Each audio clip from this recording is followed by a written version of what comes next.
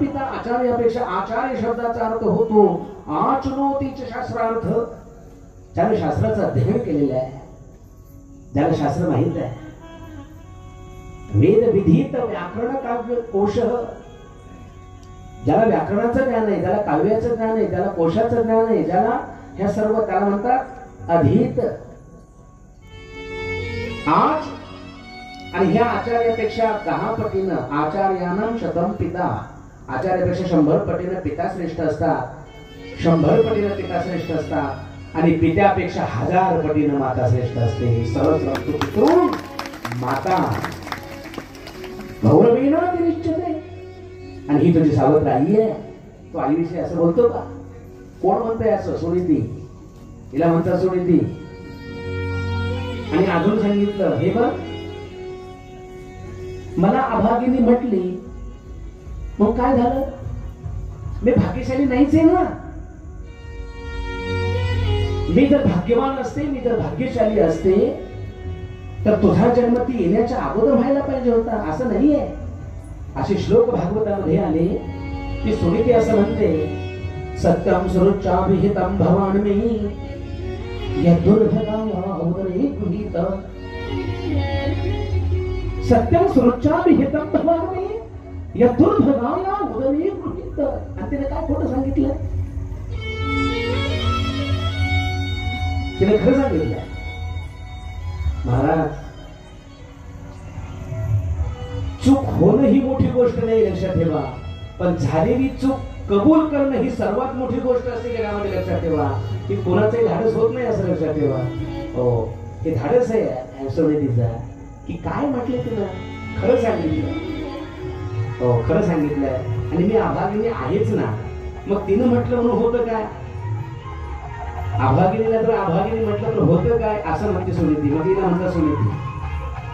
आणि म्हणून त्या सुनीतीनं सर्व सांगितलं आपल्या मुलांना, जोरांना सांगितलं, हे बघ आईने तुला काय सांगितलं, भगवंताची प्राप्ती करून घे, भगवंताला प्रसन्न करून घे.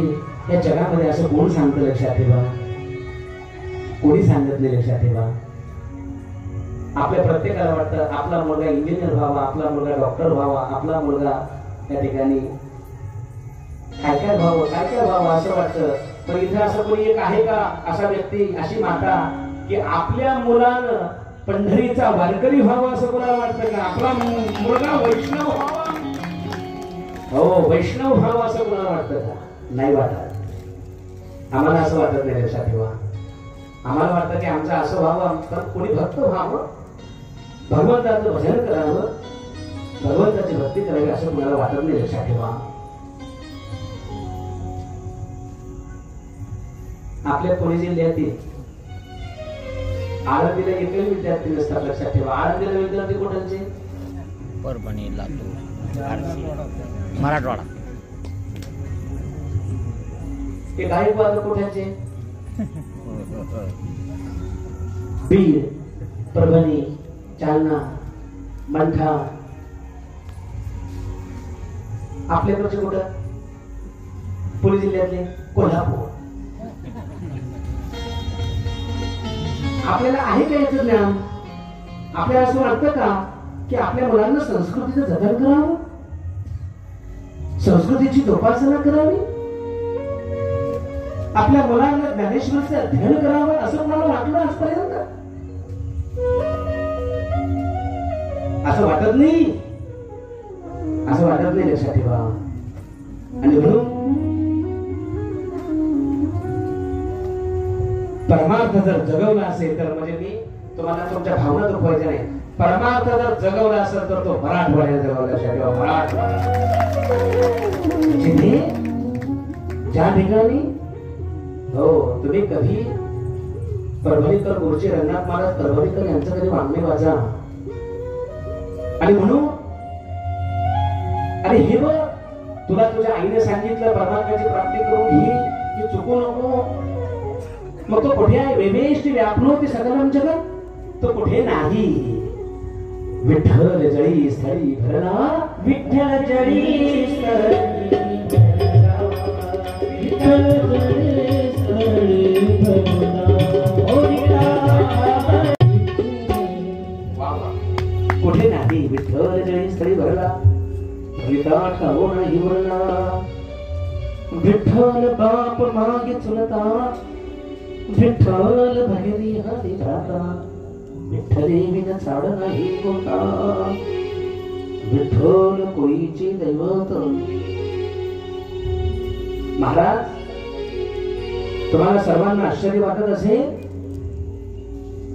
आपल्या महाराष्ट्राचं कुलदैवत जरी खंडोबा असेल जेजुरीचा पण हा जोडून सांगतो आपल्या वारकऱ्यांचं कुलदैवत काय असेल तर पंढरीचा पांडुरंग लक्षात ठेवा विठ्ठल कोळी हो बैया माझा पंढरीचा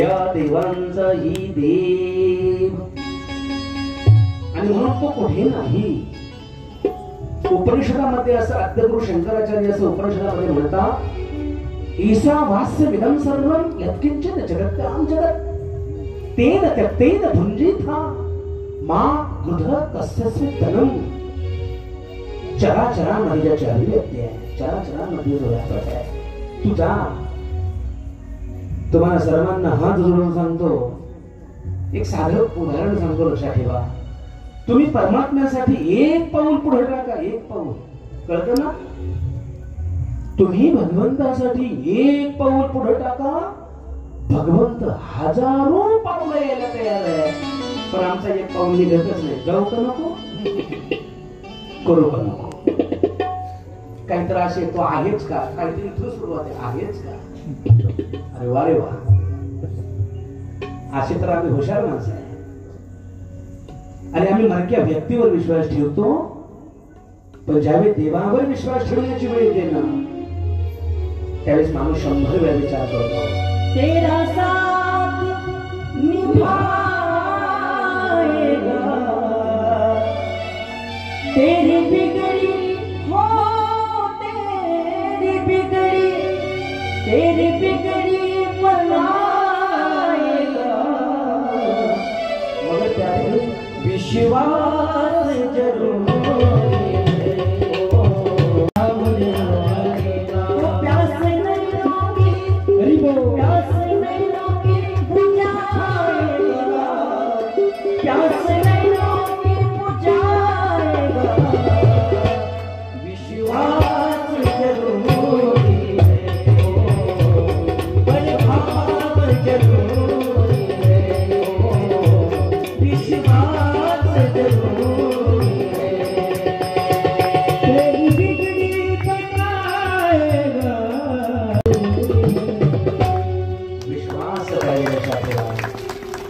संसारामध्ये विश्वास लागतो परमार्थामध्ये विश्वास लागतो लक्षात ठेवा आणि तुमचा विश्वास नसेल तर न तुमचा संसार सफल आहे न तुमचा परमार्थ सफल आहे लक्षात ठेवा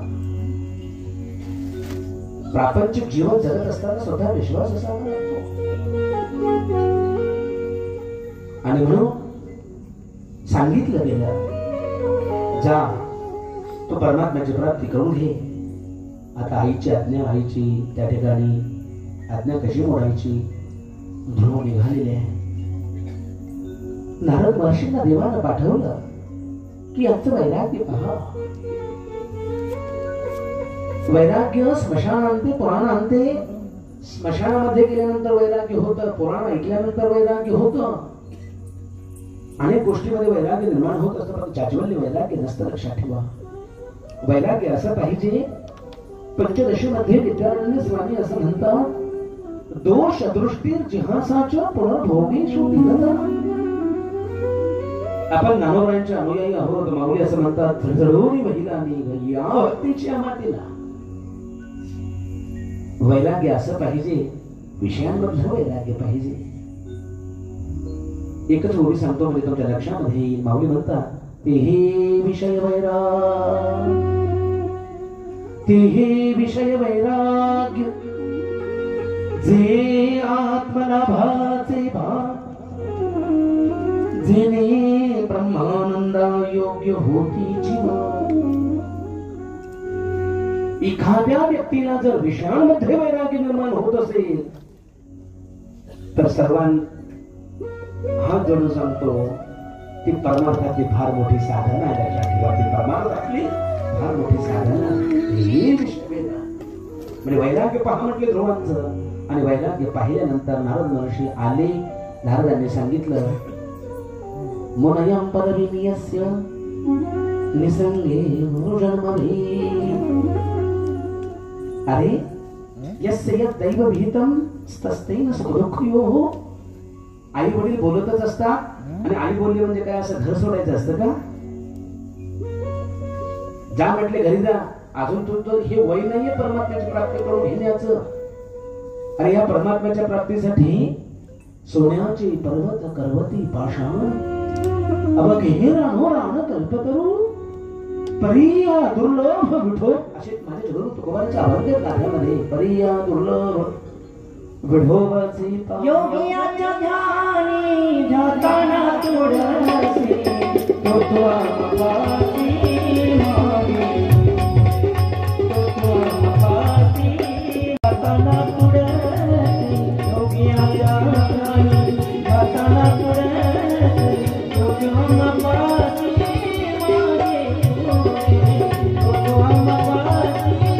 मागे, तो आपासी मागे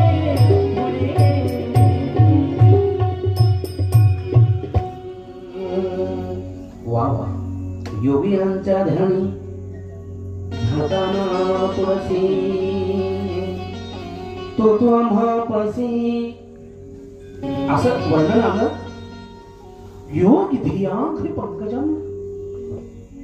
योग्यांना सुद्धा त्याचं दर्शन होत नाही. तुम्ही गीता वाचताना गीतेमधला एक श्लोक सांगतो, म्हणजे तुमच्या लक्षामध्ये येईल. गीतेमध्ये श्री भगवान असं म्हणतात, नाहम वेदेन तपसा नाहम वेदेन तपसा न दानेन न चिज्जया. हो, असे गीतेमध्ये श्लोक आहे. म्हणून जागती जा. आणि ध्रुवांचं वैराग्य काय तुमच्या आमच्यासारखं होतं काय? आपलं कसं आहे, आलं मनाला पुढचं तुम्ही म्हणा. आपलं वैराग्य असलंय, पुढचं तुम्ही म्हणायचं.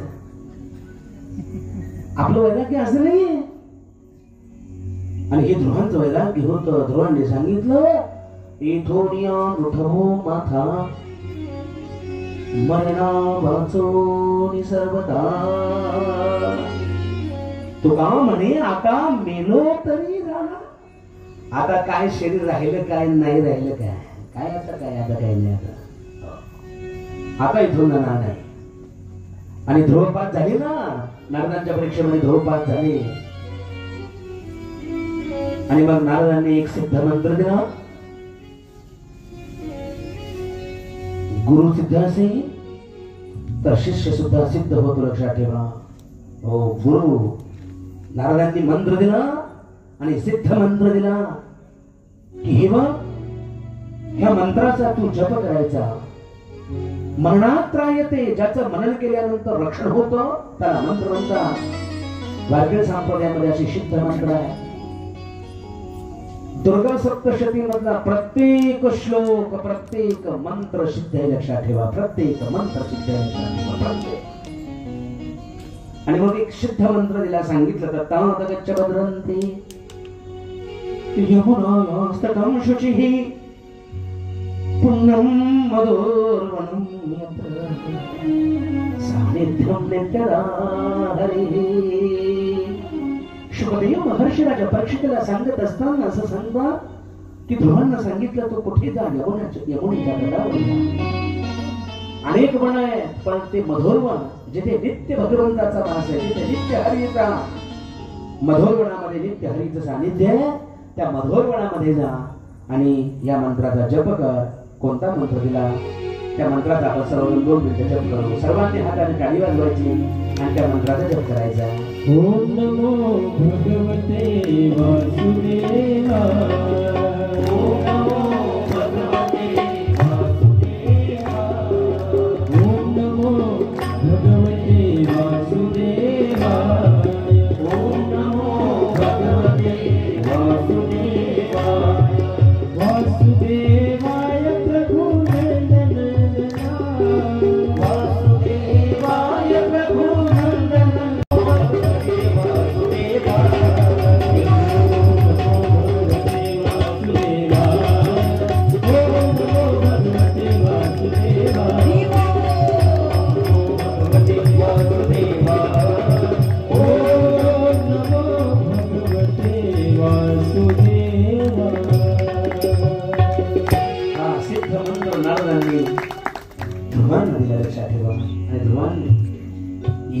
द्वादशाक्षरी मंत्र आहे. आणि हा द्वादशाक्षरी मंत्र ध्रुवांना दिला आणि ध्रुवांनी याचं काय केलं, साधना अशी वाढत गेली पाहिजे. लक्षात ठेवा, परमार्थामध्ये आपली साधना वाढत गेली पाहिजे. आपल्या कक्षा बदलल्या पाहिजे. आपल्याला जसं वाटतं ना, पहिलीतून दुसरी, दुसरीतून तिसरी, तिसरीतून चौथी, पाचवी,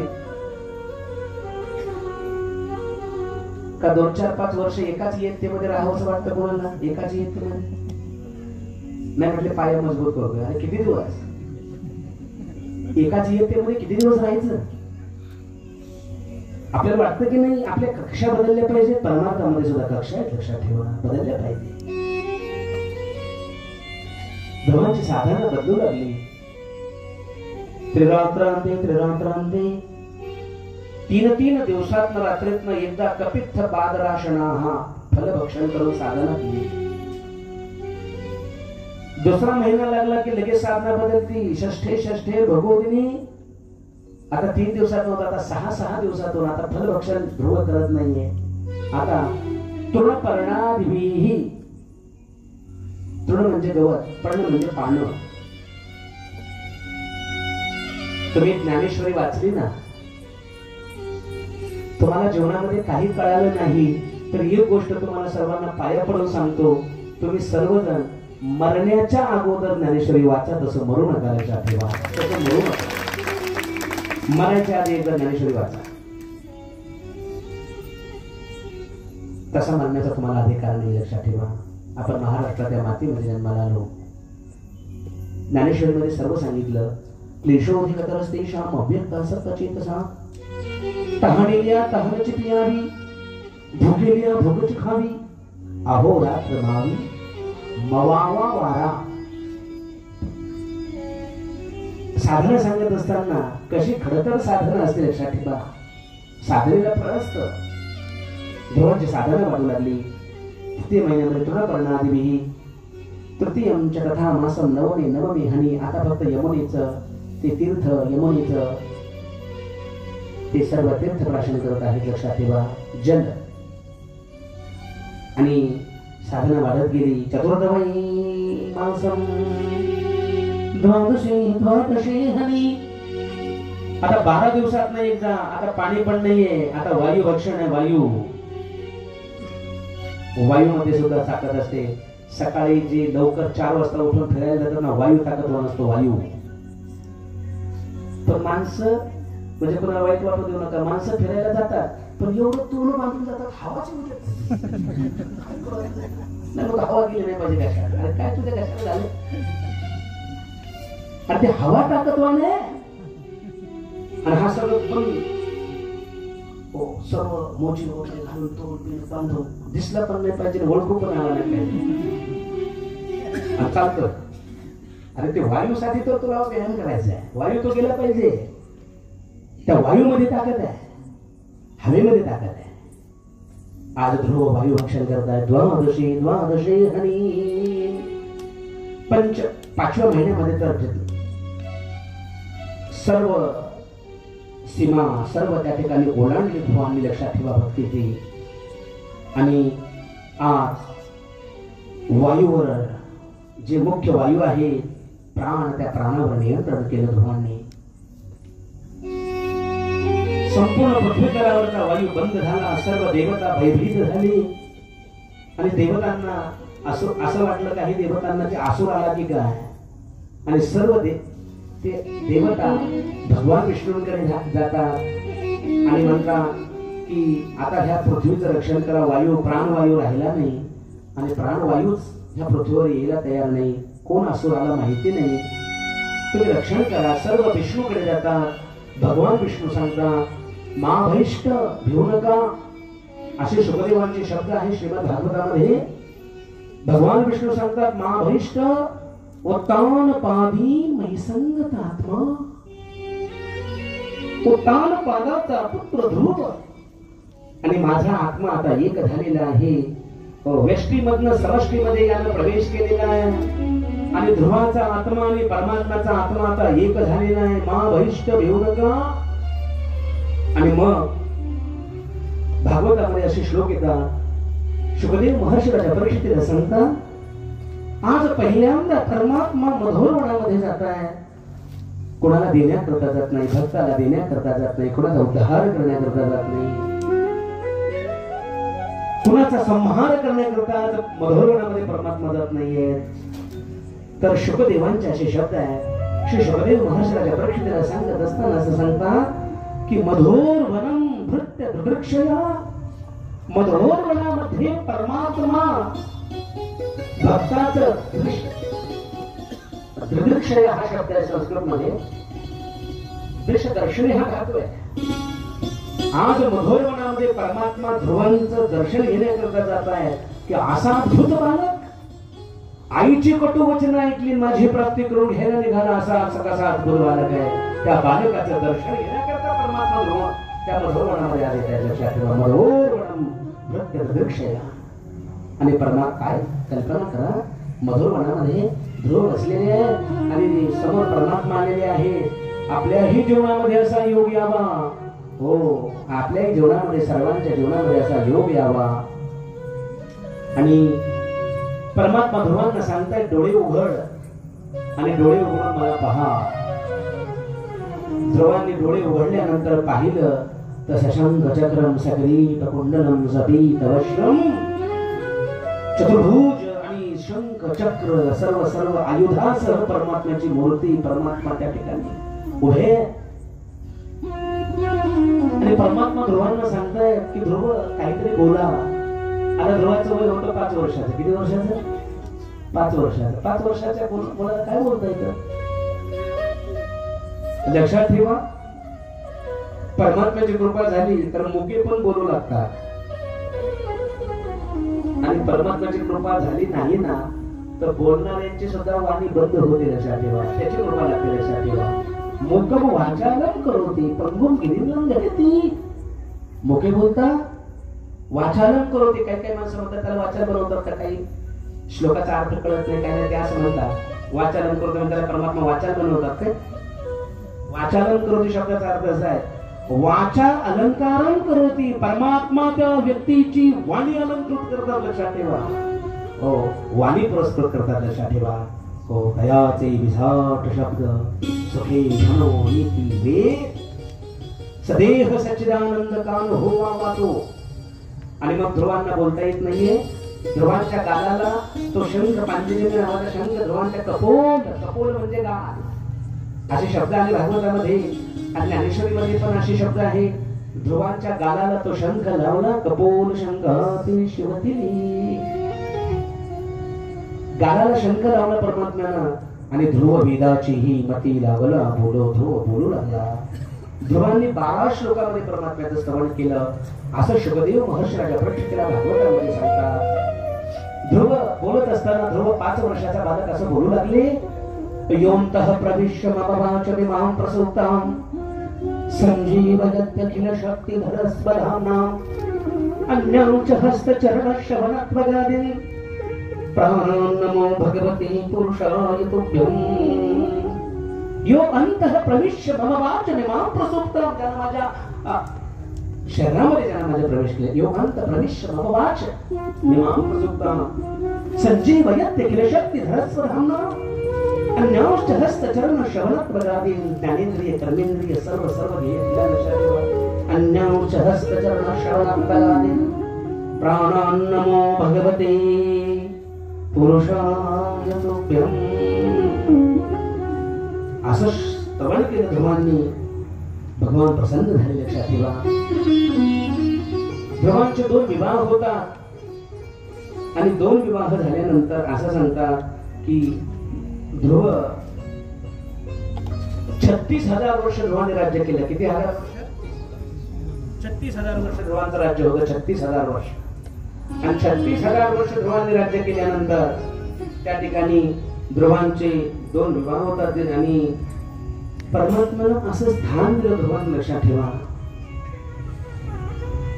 माणसानं दिलेलं पुरत नाही आणि सद्गुरूंना देवानं दिलेलं सरत नाही. लक्षात ठेवा, देवानं द्यावं लागतं. लक्षात ठेवा, माणसानं कितीही दिलं तरी संपतच. लक्षात ठेवा, पण संतांनी, सद्गुरूंनी, देवाने दिलं तर मग मात्र असं स्थान दिलं परमात्म्याने ध्रुवांना की त्या स्थानापासून ध्रुवांना कोणी पदच्युत करू शकत नव्हतं. लक्षात ठेवा. अडपदी बाळ बैसरी ध्रुव, अडपदी बाळ बैसरी ध्रुव, अडपदी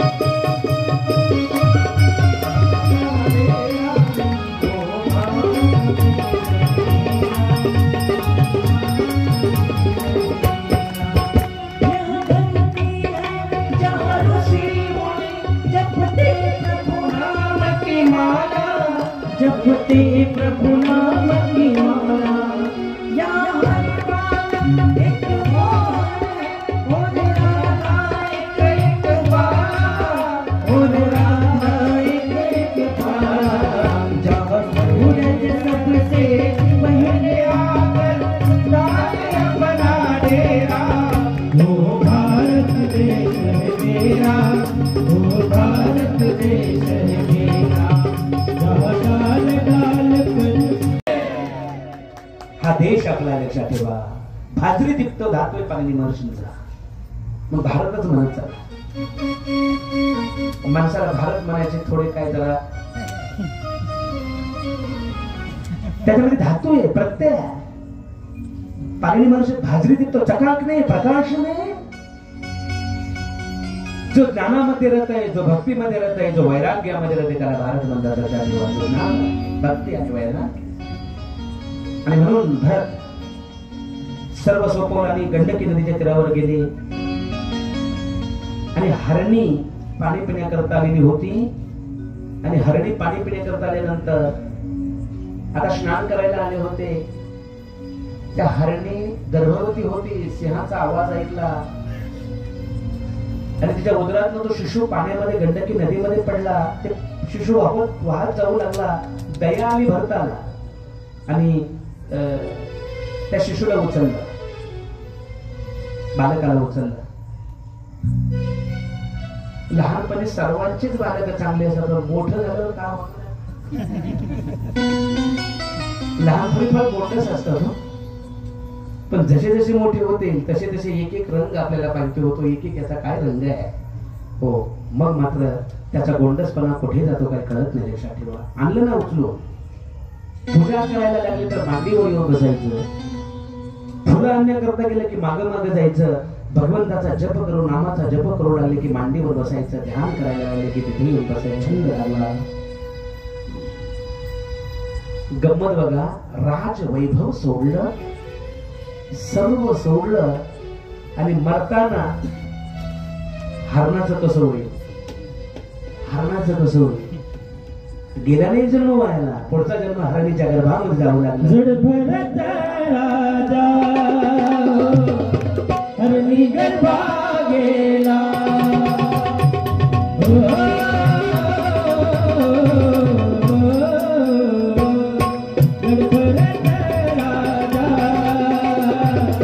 हरणी गर्भा गेला.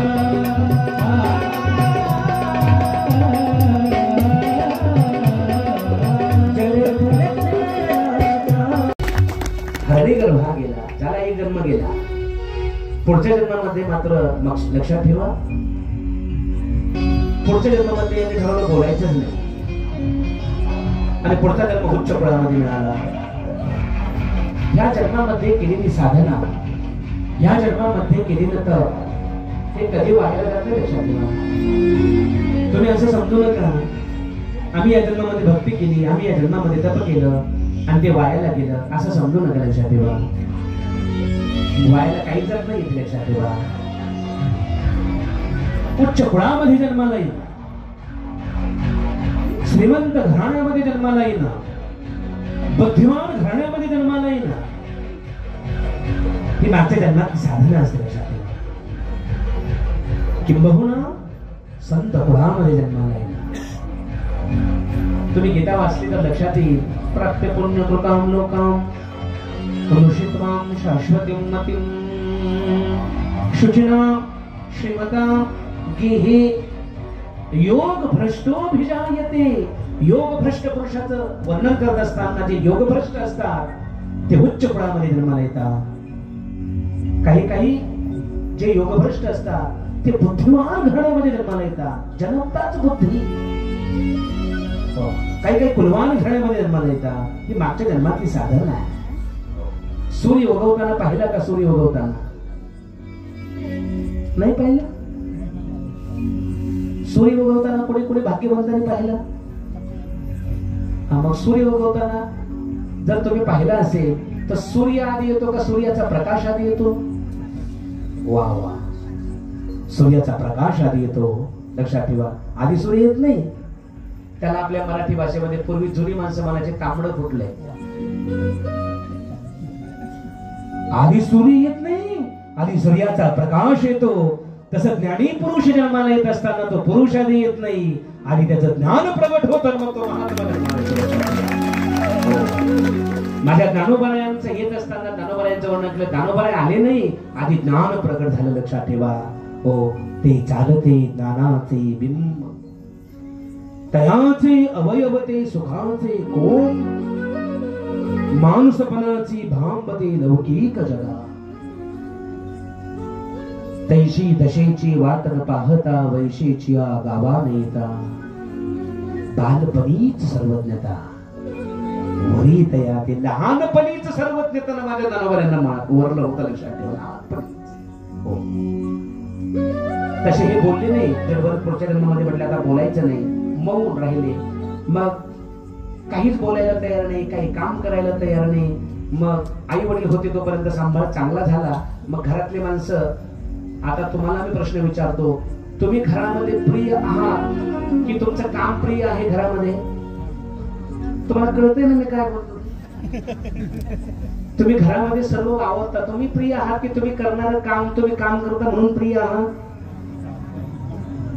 ज्या दिवशी तुमचं काम करणं बंद होतं ना, त्या दिवशी तुमच्यासारखे वाईट कोणी होत नाही. लक्षात ठेवा, मनुष्य प्रिय नसतो, माणसाचं काम प्रिय असतं. लक्षात ठेवा, असं उपनिषदामध्ये याज्ञवल्क्याला उपदेश करत असताना किंवा याज्ञवल्क्य श्वेतकेतूला सांगतात, हे श्वेतकेतू आत्मनस्तु कामाय सर्वं प्रियं भवति, आत्मनस्तु कामाय सर्वं प्रियं भवति. नवा पती हो, पती पत्नी एक महाराज काही नाही. तुम्ही जर काम करणं बंद केलं तर काहीच नाही. लक्षात ठेवा, माणसाचं काम प्रिय असतं. न मुलगा आहे, 4 दिवस आई वडील मुलाला म्हणतील बस बस, 5व्या दिवशी आई म्हणाली एवढं दळण तरी घेऊन ये.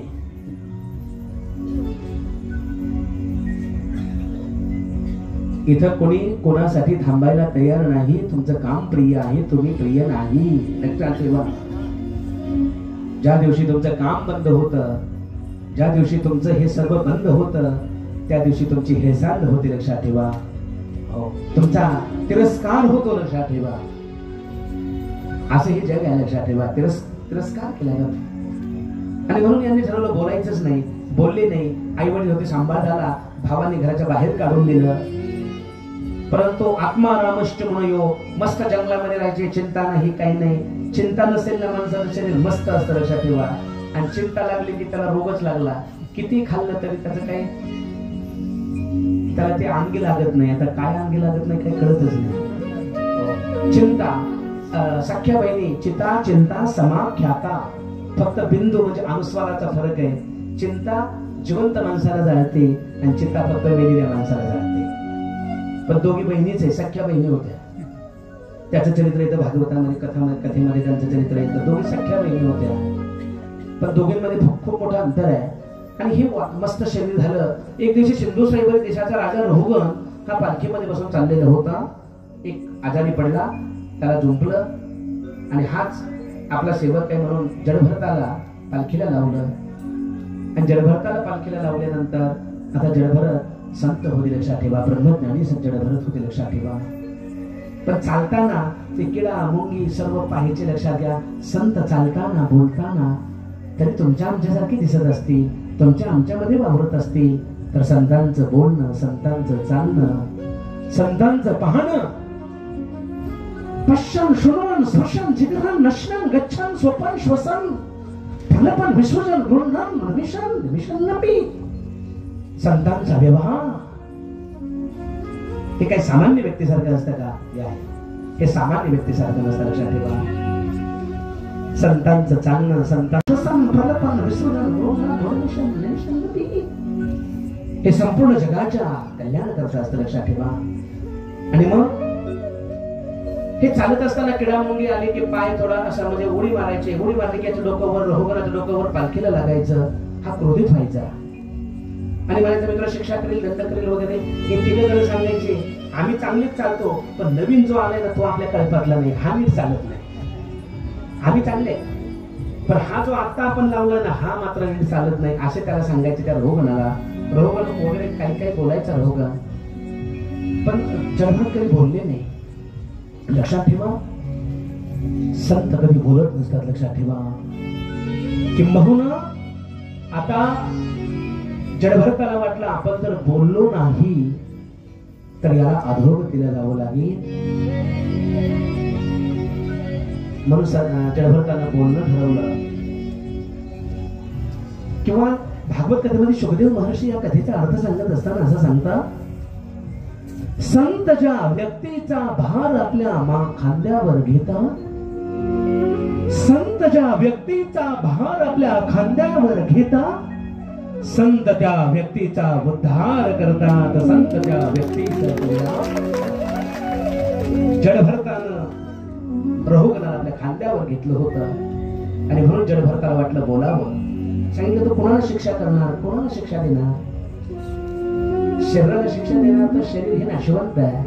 आत्म्याला देणार तर आत्मा हा नैनम छिंदंत शस्त्राणि नैनम दहति पावका न चैनम क्लेदयं कापो न शोषयति मारुता अच्छेते यमदा ह्यो ह्य मक्लेत्यो शोष्यैव च.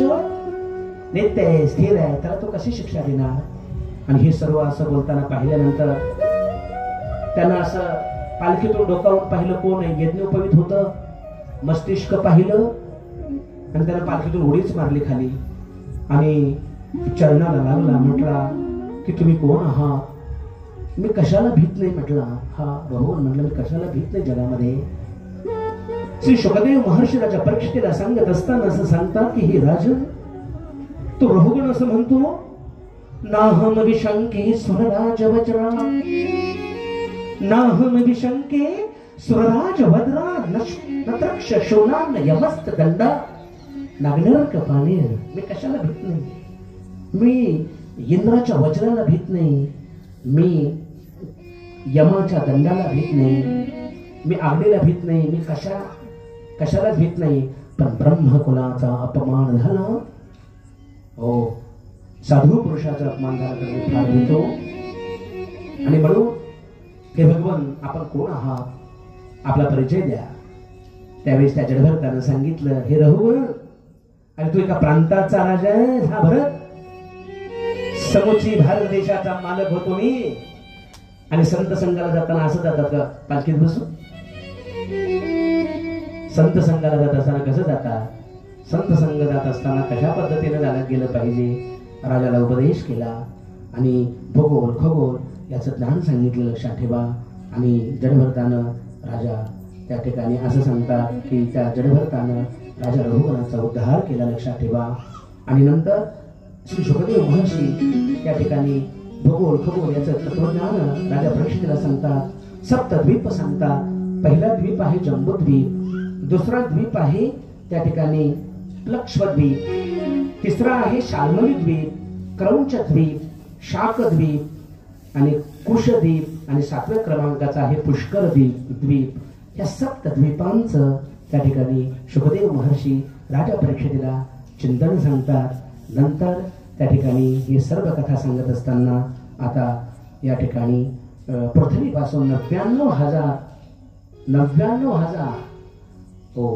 99,000 दूर अशी संयमनी पुरी आहे. आणि त्या संयमनी पुरीमध्ये प्रामुख्याने 27 प्रकारचे नरक आहेत. राजा परीक्षितीला या नरकाचं वर्णन शुकदेव महर्षी सांगतायत. आपल्याला शृंगार आवडतो, आपल्याला करुण आवडतो, आपल्याला हास्य आवडतो, पण बिभत्स वर्णन कोणालाही आवडत नाही. आता शुकदेव महर्षी राजा परीक्षितीला नरकाचं वर्णन सांगतात. 99,000 योजन संयमनी पुरी आणि तिथे प्रामुख्याने 27 प्रकारचे नरक आहेत. त्या नरकामध्ये जी मुख्य नरक आहेत त्याचं वर्णन करत असताना सांगितलं, कामिश्र, अंधकामिश्र, रौरव, महारौरव, कुंभीपाक, असिपत्र, काल, अंधकूप, सुकरमुख, लालाभक्ष, कृमिभोजन, सौंदंश, सप्तसुर्मी, व्रजकंटकी, शाल्मली, आणि या ठिकाणी पुयोद, प्राणरोध, लालाभक्ष, आविची, अशा मुख्य 27 प्रकारच्या नरकाचं वर्णन राजा परीक्षितींना शुकदेव महर्षी श्रीमद भागवतामध्ये सांगतात. आणि हे नारकीय वर्णन ज्यावेळेस राजा परीक्षिती श्रवण करतात, राजा परीक्षिती भयभीत होतात. आणि भयभीत झाल्यानंतर त्या ठिकाणी सांगतात, जी माणसं समर्थ असताना आपल्या आई वडिलांचा सांभाळ करत नाही त्या व्यक्तीला रौरव नावाच्या नरकामध्ये जावं लागतं. समर्थता आहे आणि सांभाळ करत नाही अशा माणसांना रौरव नरकामध्ये जावं लागतं. जी माणसं आपल्या पोटासाठी पशु पक्ष्यांची हत्या करतात, देवाला कधी काही पशु पक्षी लागत नाही, लक्षात ठेवा. कधी देवानं वाघ मागितला का? मी तुमच्या सर्वांचा, आपल्या देवानं कधी वाघ मागितला का? वाघ. आणि जर खरंच तुम्हाला देवाला द्यायचं, वाघ आणा, वाघ कापा, करा करा करा. आपले देव म्हणतात आम्हाला वाघ नको, व्याघ्र नाही, हत्ती नको, गजम नाही, अश्वम नाही, मग काय पाहिजे? काही नाही. आजो पुत्र ते कानाला पकडलं की बॅग. माणसं नेहमी दुर्बलावर घात करतात. घात करताना सबल पाहिजे, तुल्य बल बरोबर पाहिजे, लक्षात ठेवा. त्याला काय बोलले? देवो दुर्बल घात का? हो, दुर्बलावर कधी घात करू नका, लक्षात ठेवा.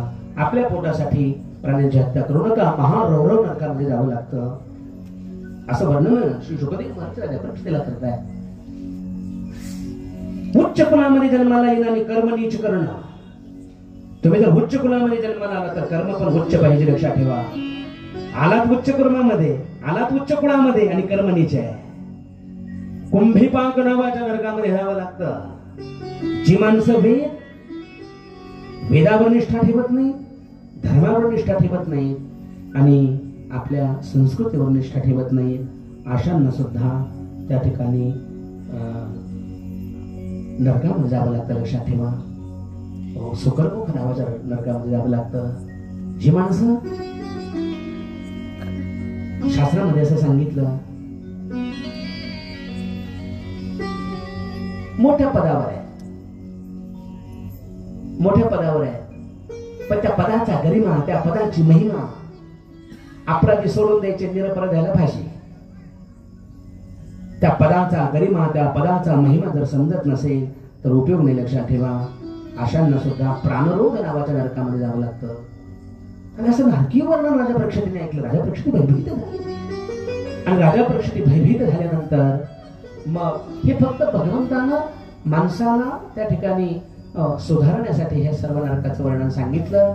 मग भगवान कसे दीनवत्सल आहेत, अजामिळाची कथा सांगितली. अजामिळ कसे होते लक्षात ठेवा.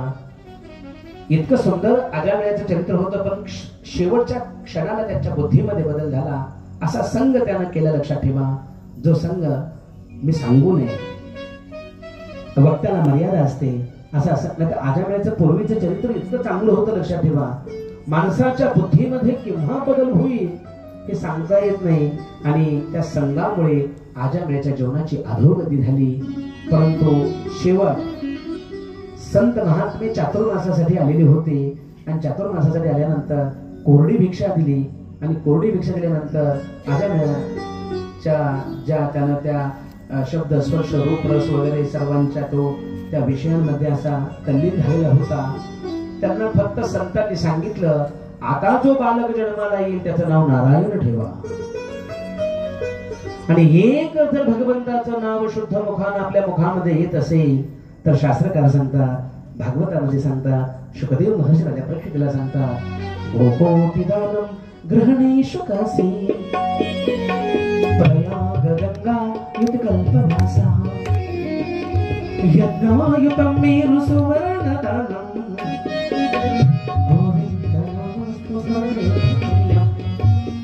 नारायणाचं नाव घेतलं, त्या एका नारायणाच्या नावाची किंमत यमाला तर करता आलीच नाही. एका नारायणाच्या नावाची किंमत अंतकाळी ज्याच्या नामाने मुखा. तुम्ही जीवनभर केलेली साधना, तुम्ही जीवनभर केलेला परमार्थ, तुम्ही जीवनभर केलेलं नामचिंतन, फक्त अंतकाळी जर भगवंताचं नाव आलं तर तुमचं जीवन सफल आहे. लक्षात ठेवा, तुमच्या जीवनात अंतकाळाला भगवंताचं नाव जर आलं तर मग मात्र तुमचं जीवन सफल आहे. लक्षात ठेवा. आणि म्हणून अजामिळाचा उद्धार केला. नंतर चतुर्थ त्या ठिकाणी संपूर्ण कथा सांगितली राजा परीक्षितींना. आणि आता आपल्याला पुढची कथा श्रवण करायची. तत्पूर्वी सुंदर असं एक भजन करूया आणि पुढची कथा आपण श्रवण करू.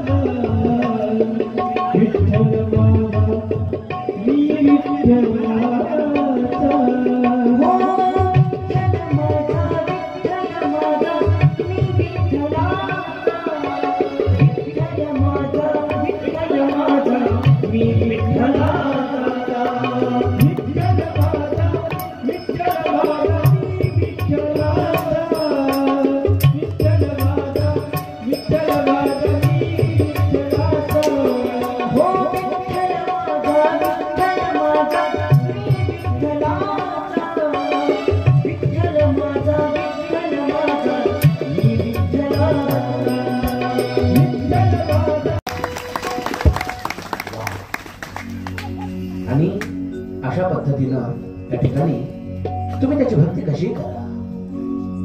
गौप्य कामाद भयाद कंसो, गोपिकांनी कामना केली, कंसानं भीतीनं केली. तुम्ही त्याचं नाव कसं घ्या, प्रेमानं घ्या, श्रद्धेनं घ्या, निष्ठेनं घ्या, विश्वासानं घ्या. गौप्य कामाद भयाद कंसो, काहींनी द्वेष केला, काहींनी संबंध जोडला. ह्या पांडवांनी संबंध जोडला. सखेति मत्वा प्रसभं यदुक्तम, सखेति मत्वा प्रसभं यदुक्तम, सखेति मत्वा प्रसभं यदुक्तम. हे कृष्ण हे यादव हे सखेति अजानता मा. अज्ञानामध्ये सखा म्हटलं, संबंध जोडला, संबंध जोडला परमात्म्याबरोबर. आणि म्हणून प्रत्येकाचा उद्धार झाला. लक्षात ठेवा. पुढची कथा हिरण्यकश्यपूची सांगितली जाते. शुकदेव महर्षी राजा परीक्षितीला सांगतात, यानं ब्रह्मदेवाची भक्ती केली. ब्रह्मदेवानं यानं खूप मोठं तप केलं. तप करावं असुरानं. मानवांना काही जमत नाही, लक्षात ठेवा. उन्हाळा जमत नाही, पावसाळा जमत नाही. पाऊस जास्त म्हणतात, ह्या पावसाला आता काय करावं, आता काय नाही, लोकांना पाऊस नाही. पडायला लागलं तर म्हणतात आता नाही पडायला पाहिजे, नाही पडल्या की म्हणतात पडायला पाहिजे. आपल्याला काहीच जमत नाही. उन्हाळा जमत नाही, हिवाळा जमत नाही, पावसाळा जमत नाही. काही काही माणसं दरवर्षी बरं का दादा म्हणतात ह्या वर्षी थंडी जरा जास्तच आहे. थंडी जास्त नाही, तुझी ताकद कमी झाली, तू कमजोर झालायस. थंडी कशाची वाढली? आता दिवसेंदिवस काय हा कसा ताकदवर राहणार आहे? वर्ष बदललं म्हणजे याची ताकद कमी होते, लक्षात ठेवा. थंडी तेवढीच असते. आपल्याला काय मानवाला सहन होतं? काही सहन. राक्षसांनी तप करावं, असुरांनी तप करावं. यानं तप केलं. ब्रह्मदेव प्रसन्न झाले आणि ब्रह्मदेवाला सांगितलं काय मागायचं तर माग. त्यानं सांगितलं मला मृत्यू नकोय. ब्रह्मदेवानं हात जोडले, म्हटले मीच मरणार आहे तर तुला अमर कसं बनवू? सृष्टी बीजाचा सातोबा तोही पुनरावृत्तीची मापा शीग जाहला. मग त्यानं सांगितलं असं करा की मला शस्त्रानं नको, अस्त्रानं नको, रात्री नको, दिवसा नको, सजीवाकडनं नको, निर्जीवाकडनं नको, तुझ्या सृष्टीतील व्यक्तीकडनं नको, काही असं भरपूर त्याला असे त्या ठिकाणी मागितले. भरपूर त्याला त्या ठिकाणी काय केलं, वर मागितले की मला हे पाहिजे ते पाहिजे. परमात्म्याने दिले आणि भगवंतानं त्याच्याच घरामध्ये प्रल्हादाच्या रूपानं अवतार घेतला. प्रल्हादाला वाईट शिकवण्याकरता त्यानं आचार्य ठेवले शंख आणि अमर्क. प्रल्हादाला वाईट आलंच नाही. एक दिवस प्रल्हादाकडे हा विद्यालयामध्ये गेला. प्रल्हादाला बोलावलं आणि प्रल्हादाला सांगितलं बाळा तू काय शिकलास? प्रल्हादाला सांगितलं बाबा श्रवणम कीर्तनम विष्णु स्मरणम अर्चनम वंदनम दास्यम सख्यम आत्मनिवेदनम. बाबा मी ही 9 प्रकारची भक्ती शिकलो. एवढा क्रोध आला, एवढा राग आला प्रल्हादाचा हिरण्यकश्यपूला आणि हिरण्यकश्यपूने प्रल्हादावर 11 प्रयोग केले. 11 काही झालं नाही. दर तो 2 महिन्याने विद्यालयात जायचा. मला हात जोडून दादा मला हात जोडून असं सांगावंसं वाटतंय मला कधी कधी हिरण्यकश्यपू आवडतो. तुम्ही म्हणाल का? तर हिरण्यकश्यपू कमीत कमी आपल्या मुलाला विचारत होता की तू काय शिकलास. आजचे हिरण्यकश्यपू विचारतच नाही, तो करतो काय? आज कोणाला माहिती आपली मुलं काय करतात? काय माहिती कोणाला? कधी विचारले का काय करतो, काय शिकतो? कधी विचारले नाही. मग तो हिरण्यकश्यपू बरा होता ना. कधी कधी विचारायचं प्रल्हादाला काय शिकला. आज आपल्याला कोणालाच माहिती नाही आपली मुलं काय करतात. झाकली मग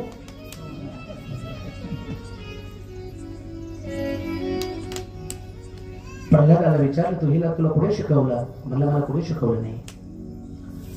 न मत प्रणीतम न परतः प्रणीतम, न मत प्रणीतम न परतः प्रणीतम, सुतो वदेन शत्रवेंद्र छत्रो नैसर्गिकी यस्य मतिरस्य राजन. याची बुद्धी नैसर्गिक आहे असं त्या षंड आणि अमरकाने सांगितलं. षंड आणि अमरक नावाचे आचार्य ठेवले होते त्या हिरण्यकश्यपूला शिकवण्याकरता. सांगितलं याला मी शिकवलं नाही, याला कुणी शिकवलं नाही. याची बुद्धी नैसर्गिक आहे. काही काही माणसं, काही काही बालक हे नैसर्गिक बुद्धिवान असतात. लक्षात ठेवा. ते घरातली परिस्थिती पाहून शिकतात की आपली परिस्थिती गरीब आहे. आणि हात जोडून सांगतो जी माणसं गरिबीतनं मोठी होतात ना ती माणसं जीवनामध्ये कधी अधोगतीला जात नाही. लक्षात घ्या. ती माणसं जीवनामध्ये कधी जात नाही. परिस्थितीनं मोठं झाला. लक्षात घ्या. प्रल्हाद नैसर्गिक बुद्धी होती प्रल्हादाची. आणि मग सर्व केलं, काही झालं नाही. होलिका म्हणजे हिरण्यकश्यपूची बहीण होती होलिका. तिला सांगितलं तू घेऊन बस याला म्हणजे जळशील आणि हाही जळून जाईल. ती होलिका जळाली पण याला काही झालं नाही. प्रल्हादाला काही झालं नाही. होलिका जळून गेली पण याला काही झालं नाही. हो. आणि मग विचारलं तो कुठे? तो कसं तो कुठे आहे? म्हणजे खांबामध्ये आहे का? खांबामध्ये. प्रल्हादाने सांगितलं खांबामध्ये माझा परमात्मा. लाख मारले खांबाला, आवाज आला आणि स्तंभी नरहरी भगवान नृसिंहाचा जन्म होतो. एका सर्वांनी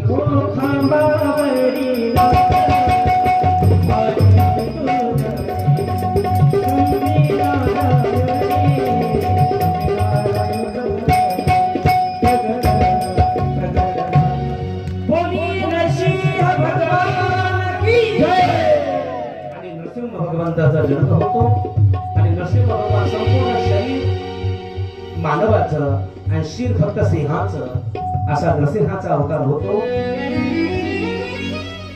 हिरण्यकश्यपूचा उद्धार होतो आणि पुढची कथा सांगितली ते चातुर्वर्ण 4 वर्ण सांगितले आणि संपूर्ण वर्णाश्रम आश्रम व्यवस्था सांगितली.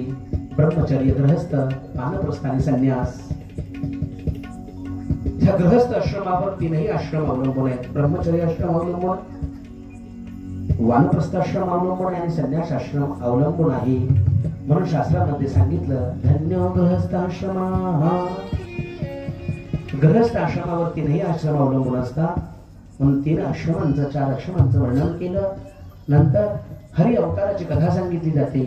नंतर या असुरांची ताकद वाढली जाते. शुक्राचार्य असुरांचे गुरु मृत संजीवनी विद्या आणि संजीवनी विद्येद्वारे असुरांना जिवंत केलं जायचं. त्या असुरांचा एक महान पराक्रमी राजा बलीनं 99 यज्ञ केले. नर्मदेच्या किनाऱ्यावर, नर्मदेच्या तटावर 99 यज्ञ ह्या बलीनं पूर्ण केले. आणि आता 100वा यज्ञ बलीचा परिपूर्ण होणार. त्यावेळी सर्व देवतांना काळजी पडली आणि देवतांना काळजी पडल्यानंतर आता बघा, कश्यपांच्या 2 पत्न्या दिती आणि आदिती हे काही लांबचे नव्हते. हे आसूर आणि देव हे भाऊ भाऊच होते. आम्हाला युद्ध नेहमी घरातल्या माणसांबरोबरच करावं लागतं. बाहेरची माणसं का आपल्या बरोबर युद्ध करतात का? आमचे शत्रू का बाहेरचे असतात का घरातले असतात? कौरव पांडवांचे युद्ध झालं काय? शत्रू कुठले आले? ते बाहेरचे, घरातले शत्रू होते ना. देव आणि असुरांचं युद्ध झालं. असुर हे भाऊ भाऊच होते. यांची आई फक्त भिन्न भिन्न होती. हो, वडील तर एकच होते ना, कश्यप. कश्यपाची ही सर्व मुलं होती ना, काही वेगळी होती का कोणी? आणि लक्षात ठेवा, मनुष्य शत्रू बरोबर लढू शकतो, पण घरातले व्यक्ती ज्यावेळी शत्रू होतात ना, त्या बलवान व्यक्ती सुद्धा त्या व्यक्तीचा सुद्धा पराभव होतो. लक्षात ठेवा, घरातल्या माणसांबरोबर लढताना बाहेरच्या माणसाबरोबर तुम्ही लढवू शकता. लक्षात ठेवा. आणि मग या ठिकाणी जाते कश्यपांकडे आदिती. देवतांना मोठा त्रास होतो. आदिती माता कश्यपांकडे जाते, म्हणते काहीतरी उपाय सांगा. कश्यपांनी आदितीला सांगितले फाल्गुनस्यामध्ये पक्षी द्वादशायां पयोव्रताः. श्री शुकदेव महर्षी राजा परीक्षितीला सांगत असताना असं सांगतात की फाल्गुन महिन्यामध्ये हो 12शी तिथीला एक पयोव्रत करायचं आणि या व्रताच्या प्रभावानं हो तंबटुं वामनं दृष्ट्वा मोदमादा महर्षयाः कर्माणि कारयामासु. आणि हे पयोव्रत केलं अदितीनं कश्यपांच्या सांगण्यावरून. शुकदेव महर्षी सांगतात राजा परीक्षितींना, आणि ह्या व्रताच्या प्रभावानं बटू वामनाचा अवतार होतो. आणि बटू वामन बळीच्या दारामध्ये जातात मागण्याकरता. दारामध्ये गेल्यानंतर सांगतात, अतिशय वर्णन करतात, बळी तू फार पुण्यवान आहे. येतो जातो हिरण्याक्ष वगैरे सर्व वर्णन करतात. बळीला एवढा आनंद होतो, काय काय पाहिजे असं म्हणतो. बळी एवढा आनंदी होतो वामनाला पाहून की यत् यत् वांछति, जे जे पाहिजे ते मागा, काय पाहिजे ते मागा. बळी असं म्हणतो. शुकदेव महर्षी राजा परीक्षितीला सांगतात, आद्यमे पितर तृप्त आद्यमे पावित्रं कुलम्. आज माझे पितर तृप्त झाले, आज माझं कुळ पवित्र झालं, आज माझा यज्ञ फलीभूत झाला. तुम्ही स्वतः माझ्या दारामध्ये आला, तुम्ही स्वतः माझ्या यज्ञ मंडपामध्ये आला. काम कांचनम गुणवत्तहनम ददान्न पेयम वामि प्रकन्या. काय पाहिजे ते मागा असं म्हटलं बळीनं. आणि परमात्मा म्हटले नको, मला जास्त नको. लक्षात ठेवा, देणारा कितीही मोठा असला तरी घेणाऱ्याला कळायला पाहिजे आपण किती घ्यावं. बऱ्याच जणांना किती घ्यावं हेच कळत नाही. देणारा मोठा असला तरी घेणाऱ्याला कळायला पाहिजे किती घ्यावं. भगवंतानं सांगितलं मला जास्त नको आहे, मला 3 पद भूमी पाहिजे. त्यांचे गुरु शुक्राचार्य पाहत होते, हा इतके वेळ म्हणतोय संकल्प सोडला, हा आहे को? तर ज्ञानदृष्टीने शुक्राचार्याने पाहिलं. असं शुकदेव महर्षी राजा परीक्षितीला सांगतात भागवतामध्ये. आणि संकल्प सोडणार तिथं गुरु गेले आणि बळीला सांगितलं, हे विरोचन नंदन बळी, ईश वैरोचने साक्षात भगवान विष्णुरव्यया कश्यपाददितेर्जात देवानांकार्य साधका. हे विरोचन नंदन बळी, हा न बटू आहे ना वामन आहे, हा भगवान विष्णू आहे. ईश वैरोचने साक्षात भगवान विष्णू, हा विष्णू आहे, याला देऊ नको. आणि तो जर याला दिलं तर तुझ्याकडे काही शिल्लक राहणार नाही. पण बळीनं ऐकलं नाही. आणि मग एका पायामध्ये 14 भुवन आहेत, एका पायामध्ये परमात्म्यानं, एका पायामध्ये आपण मृत्यू लोकामध्ये राहतो. आपल्या खाली आपण हा मृत्यू लोक आणि आपल्या खाली 7 आहे. 7 आणि हा एक 8. आपल्या खालची जी 7 आहेत त्याची नावं तुम्हाला सांगतो. आतल, वितल, सुतल, तलातल, रसातल, महातल आणि पाताळ. 7 झाले का? हो. आतल, वितल, सुतल, तलातल, रसातल, महातल, पाताळ झाले 7. हा मृत्यूलोक 8वा. एका पायामध्ये एवढे व्याप्त केले. दुसरा पाय परमात्म्यानं वरचे, आपल्या वरचे 6 भू, भुव, स्वह, मह, जन, तप आणि सत्य. 8 अधिक 6 14. बरोबर ना? 2 पायामध्ये सर्व झालं. म्हणजे आता काय करायचं? आता तिसरा पाय कुठे ठेवायचा? बळीनं सांगितलं, आता तिसरा पाय माझ्या मस्तकावर ठेवा. आणि भगवंतानं तिसरा पाय बळीच्या मस्तकावर ठेवला आणि बळीला पाताळामध्ये घातलं. द्वारपाल बळी द्वारी झाला. नंतर रुक्मिणी लक्ष्मीने रूप घेतलं आणि रूप घेतल्यानंतर बळीला रक्षासूत्रानं बांधलं. बळीला, राजा बळीला, येनबद्धो बलिराजा दानवेंद्रो महाबला तत्र त्वामनुबध्नामि रक्षमाचल माचल. आणि रक्षासूत्रानं बळीला बांधलं. आणि मग लक्ष्मी होती, त्यानं असं साधं रूप घेतलेलं होतं आणि ती साक्षात लक्ष्मी होती. बळीने सांगितलं, काय देऊ तुला? लक्ष्मीने सांगितलं, माझ्याकडे सर्व आहे. तुझ्या दारामध्ये जो सेवक आहे ना, तो मला तेवढा दे फक्त. जो बळी द्वारपाल बळी द्वारी झाला, तो दारामधला सेवक. तो का म्हणे, बळी जीव दिला पायाकडे. हो. जो रक्षण करत होता परमात्म्याची सोडवणूक झाली. अशी कथा श्रीमद भागवतामध्ये येते. नंतर खूप सुंदर सुंदर कथा आहे, सांगितली जाते. हो. न शक्यते विस्तरतो भक्तो वर्षैषतैरपि. 100 वर्ष तरी सूर्यवंशातल्या राजांची कथा सांगितली तरी संपणार नाही. लक्षात ठेवा. याच्यामध्ये असं सांगितलं, नारायण, ब्रह्मा, मरीची, कश्यप, विभस्मा.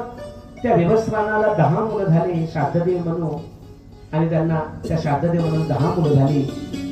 इक्ष्वाकु, नृग, शर्यंती, दृष्ट, दृश्य, कश्य, नरशंत, पृषध, नभग, कवी, नाभा. आणि नाभागाचे अंबरीश. आणि अंबरीशांचं चरित्र कोणाला माहिती नाही. ज्या अंबरीशांमुळे आपल्याला एकादशीचं व्रत माहिती झालं ते राजा अंबरीश. आणि त्या अंबरीशांच्या वंशामध्ये इवनाश्व झाले. त्यांच्या वंशामध्ये त्या ठिकाणी सत्यव्रत झाले. सत्यव्रताचे हरिश्चंद्र झाले. राजा हरिश्चंद्राचं चरित्र कोणाला माहिती नाही. निर्दयी माणसानं जरी राजा हरिश्चंद्राची कथा ऐकली तरी सुद्धा त्याच्या डोळ्यामधून पाणी येतं. लक्षात ठेवा. किती किती विश्वामित्रानं त्रास द्यावा, किती विश्वामित्रानं अपहरण करावं. महाराज, स्वप्नामध्ये दान ज्या व्यक्तीनं दिलं ते जागृतीमध्ये खरं करून दाखवलं, त्याचे आपण वंशज आहोत. लक्षात ठेवा. स्वप्नामध्ये ज्या व्यक्तीनं तारामतीला विकलं, रोहिदासाला विकलं, स्वतःला विकलं आणि डोंबा घरी पाणी भरू लागला. काय नियतीचं खेळ झालं. लक्षात ठेवा. हरिश्चंद्र तारा राणी, हरिश्चंद्र तारा रानी, वाहे डोंबा घरी पाणी, वाहे डोंबा घरी पाणी. वाहे डोंबावरी हे कोणाचीच आहे. आणि मग यांच्या वंशामध्ये त्या ठिकाणी यांच्याच वंशामध्ये त्यांचा मुलगा जो होता रोहित, त्या रोहिताच्या वंशामध्ये असं म्हणतात बाहुक झाले. बाहुकाच्या वंशामध्ये सगर झाले. सगराचे 60,000 पोर भस्म झाली. कपिलांच्या आश्रमामध्ये तो अश्व बांधला होता आणि सगराची मुलं तिथं गेली आणि चांगलं बोलली नाही. त्या कपिलांनी शाप दिला सगराची. सगर महाराज म्हणतात कर्मी निर्वंश झाली. सगराची 60,000 पोर भस्म झाली. आणि मग झालं काय, यांच्या वंशामध्ये सांगितलं स्वर्गातील गंगा जर भूतलावर आली तरच ह्या 60,000 पोरांचं काय होणार आहे, उद्धार होणार आहे. मग तप केलं. त्यांच्या वंशामध्ये त्या ठिकाणी अंशुमान जन्माला आला. त्या अंशुमानानं तप केलं. अंशुमानाचा मुलगा दिलीप, दिलीपानं तप केलं. दिलीपाला 2 मुलं होती, समंजस आणि असमंजस. त्या दोघांना तप केलं. 4 पिढ्या तप केलं. आणि 5व्या पिढीमध्ये त्या ठिकाणी भगीरथ नावाचा एक सद्ग्रहस्थ जन्माला आला. आणि त्या भगीरथानं तप केलं.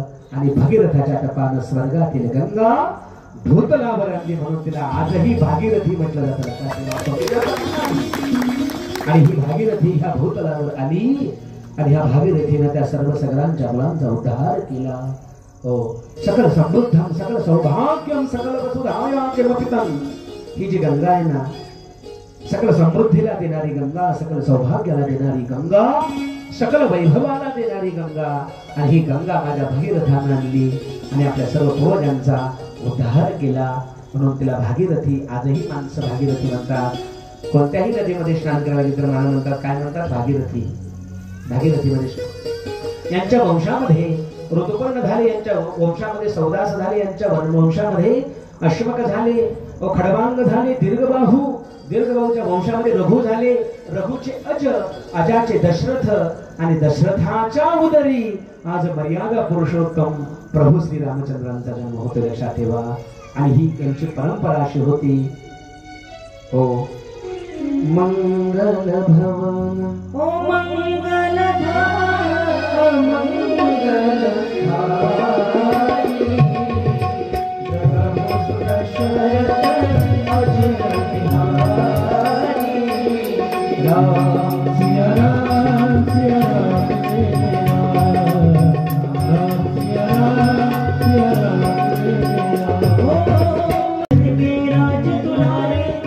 राम सिया राम.